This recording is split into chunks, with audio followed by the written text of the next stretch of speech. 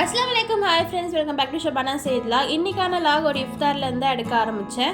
இஃப்தாருக்கு நம்ம ஃபஸ்ட்டு செய்கிற வேலையை ஜூஸ் போடுறது தான் இருக்கும். நான் வந்து டேங்க்கும் அப்புறம் ஸ்ட்ராபெரி மில்க் ஷேக்கும் போட்டுட்டு இருந்தேன். ஸ்ட்ராபெரிலாம் வந்து ரொம்ப நாளைக்கு ஸ்டோர் பண்ணணும்னா ஃப்ரீசரில் வச்சிங்கன்னா ரொம்ப நாளைக்கு ஸ்டோர் பண்ணலாம்.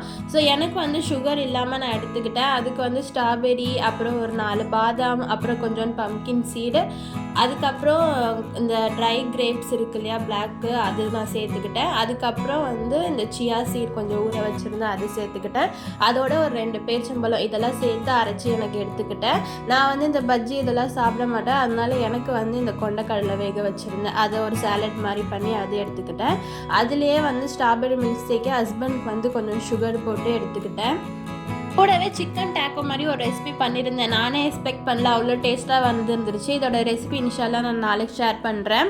இது கூடவே வாழைக்காய் பஜ்ஜி, முட்டை பஜ்ஜிலாம் போட்டிருந்தேன். கட் ஃப்ரூட்ஸு, அதுக்கப்புறம் பள்ளிவாசல் நோம்பு கஞ்சி இதெல்லாம் வாங்கி அல்ஹம்துலில்லாஹ் நோம்பு திறந்தாச்சு. தேங்க்ஸ் ஃபார் வாட்சிங்.